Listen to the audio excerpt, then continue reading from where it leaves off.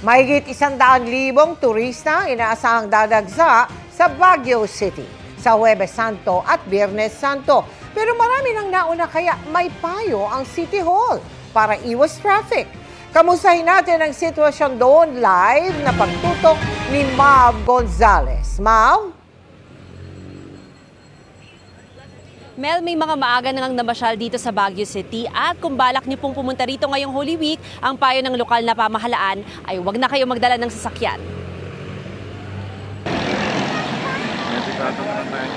Bago pa man mag-holiday, nagbakasyon na sa Baguio City ang pamilya ni Marjorie. Para maiwasan namin yung traffic, and then pag Holy Week na kasi medyo madaming tao. So at least maging peaceful lang yung travel namin. Nag-enjoy naman kami ng sobra. Tapos yun nga, medyo talaga, pahinga, yun lang. Break from work na din.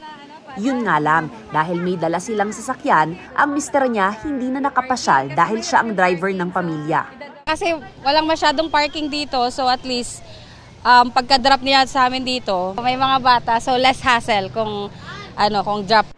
Kaya payo ng Baguio City LGU sa mga bibisita rito ngayong Holy Week, huwag na magdala ng sasakyan.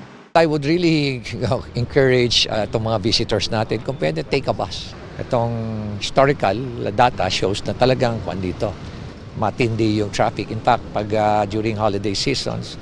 Sa ngayon, hindi pa inaanunsyo ng LGU kung ililift ang number coding scheme ngayong Holy Week. Kaya mas mainam daw mag-commute na lang o maglakad kung mag-iikot sa Baguio. May mga nakakalat ding signage sa Baguio na nakasulat kung gaano kalayo ang lalakarin papunta sa iba't ibang tourist spot, kabilang kung ilang calories ang mababurn mo.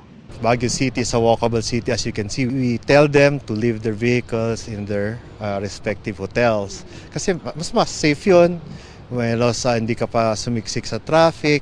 Sa Huwebes at Biyernes, inaasahang darating ang bulto ng mga turista na inaasahang aabot sa 150,000 ngayong taon. Pero ngayon pa lang, may mangilang-ilang turista na sa Burnham Park. Meron ng mangilang-ilan ng mga turista na nandito ngayon sa Baguio. Sabi kasi nila, bukod sa kukonti yung tao sa mga atraksyon, wala ka rin masyadong kaagaw dun sa mga rides at dun sa iba pang mga pasyalan dito. Patok sa mga namamasyal ang mga go-kart at bike. Siyempre, hindi mawawala ang mga bangka sa Burnham Park. Kaya enjoy, lalo na yung may mga kasamang bata. Para may pasyal namin itong mga bata. Ang daming tao. Kasi madaling araw pa lang kami nagbahay na papunta dito. Saya. Masaya. Anong favorite mong ginawa? Bike. Mag-bike. Mel, sa ngayon nasa 20 degrees Celsius yung temperatura dito sa Baguio City at mas malamig ito kapag umaga. Hindi pa ganoon karami yung mga turista pero pahirapan na ang parking kaya isipin niyo po talaga kung magdadala kayo ng sasakyan kung bibisita rito, Mel. Maraming salamat sa iyo, Mav Gonzalez.